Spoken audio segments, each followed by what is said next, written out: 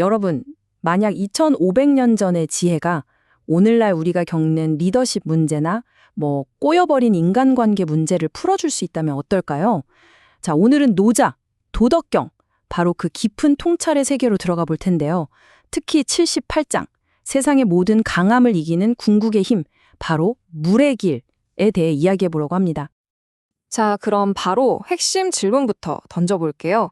강한 것이 정말 이기는 걸까요? 생각해보면 우리는 평생 그렇게 배워온 것 같아요. 힘이 정이고 더 단단하고 강한 쪽이 결국엔 승리한다, 이런 거요. 그런데 노자는요, 바로 이 세상의 당연한 상식에 아주 커다란 물음표를 던집니다. 그렇다면 노자가 말하는 진짜 강함이란 대체 뭘까요?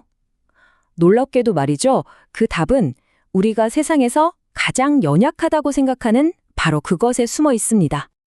네, 바로 물입니다. 노자는 아주 단호하게 말해요.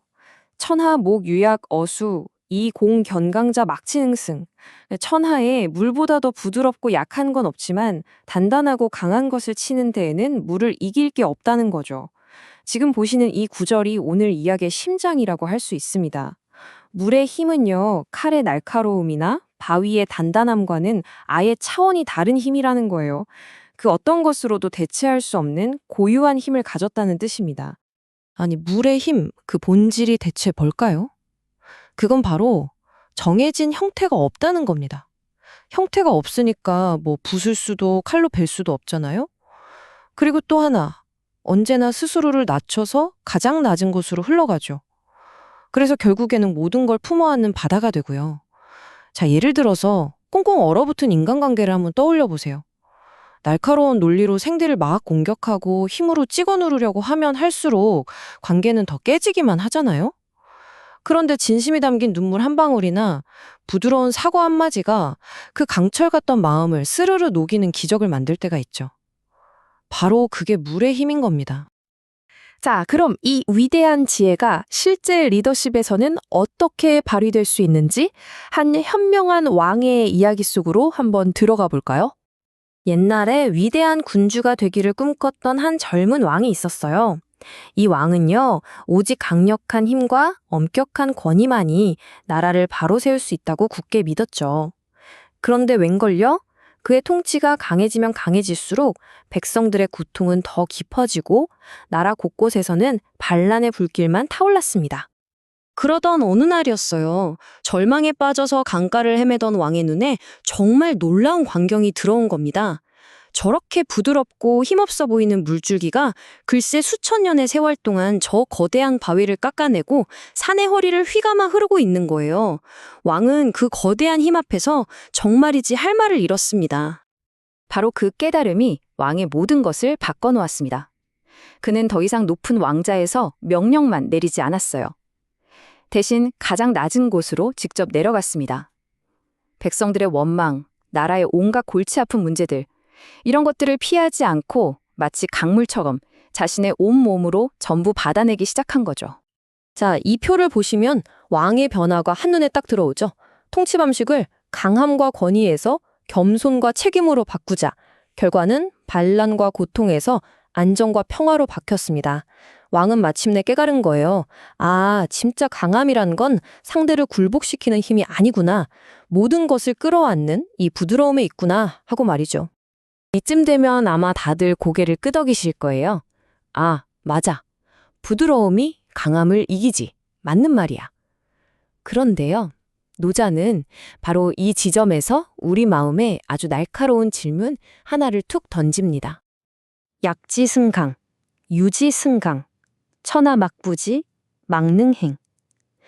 약한 것이 강한 것을 이기고 부드러운 것이 단단한 것을 이긴다는 걸 세상 사람들 모르는 사람이 없는데 아무도 그걸 행하지는 못한다. 와, 정말 뼈아픈 지적이죠. 우리 모두 머리로는 알잖아요. 근데 왜 우리는 이토록 명백한 진리를 삶 속에서 살아내지 못하는 걸까요? 대체 우리의 머리의 알과 가슴으로 살아내는 삶 사이에는 어떤 깊고 넓은 강이 흐르고 있는 걸까요? 왜 우리는 막상 갈등 상황에 닥치면 물처럼 부드러워지기보다는 돌멩이처럼 단단해지는 쪽을 선택하게 되는 걸까요? 노자는 그 이유를 아주 정확하게 꿰뚫어 봅니다. 그건 바로 우리 마음속의 두려움과 자존심 때문이라는 거예요. 첫째는 두려움. 부드러움을 보이는 순간 저 사람 약하네 하면서 얕보이고 결국 질 거라는 원초적인 공포가 있는 거죠. 그리고 둘째는 자존심. 힘으로 상대를 이겨야만 내가 옳다는 게 증명된다고 믿는 그 오만한 마음 말입니다. 바로 이 두 가지가 우리를 이 명백한 진리로부터 멀어지게 만드는 가장 큰 장벽인 셈입니다. 그렇다면 이 두려움과 자존심이라는 장벽을 넘어서 진짜 물의 길을 걷는 사람, 노자가 말하는 진정한 성인은 과연 어떻게 행동할까요? 노자는 성인의 입을 빌려서 이렇게 이야기합니다. 一是圣人云受国之垢是为社稷主受国不祥是为天下王 나라의 더러움을 받아들이는 사람, 바로 그 사람이 사직의 주인이고 나라의 불행을 짊어지는 사람, 그가 바로 천하의 왕이다. 여기서 말하는 나라의 더러움, 즉 국지구, 국지고와 나라의 불행, 국불상이란 대체 무엇을 의미하는 걸까요? 자, 먼저 국지구는요, 말 그대로 나라의 온갖 더러운 것들을 말합니다. 예를 들면 조직의 실패나 감추고 싶은 치부, 구성원들의 비난과 원망 같은 것들이겠죠. 진짜 리더는요, 문제가 터졌을 때 변명하거나 남 탓하지 않아요. 그냥 모든 게 제 책임입니다 라고 말하면서 그 모든 비난과 오물을 기꺼이 뒤집어 쓰는 사람, 바로 그런 사람이 진짜 리더라는 겁니다. 그리고 두 번째, 국불상은 나라에 닥친 상소롭지 못한 일, 그러니까 재난이나 위기 같은 공동체의 아주 큰 불행을 뜻해요. 물이 가장 낮은 곳으로 흘러가서 세상의 모든 더러운 것들을 정화시키잖아요. 그것처럼 진짜 리더는 모두가 피하려고만 하는 그 불행의 한가운데로 직접 걸어 들어간다는 겁니다. 정말 역설적이죠? 바로 그 행동을 통해서 공동체를 하나로 묶고 치유하는 가장 강력한 중심이 되는 것. 이게 바로 노자가 말하는 왕의 길입니다.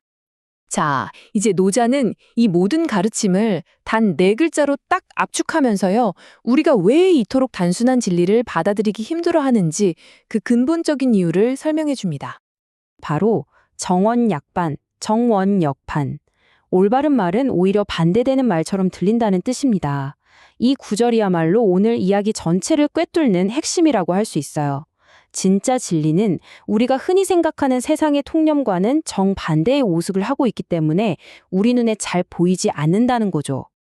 오늘 우리가 함께 살펴본 이 물의 길이요, 바로 이 정언약반의 진리를 그대로 보여주고 있습니다. 가장 약한 것이 가장 강하다. 지는 것이 사실은 이기는 것이다.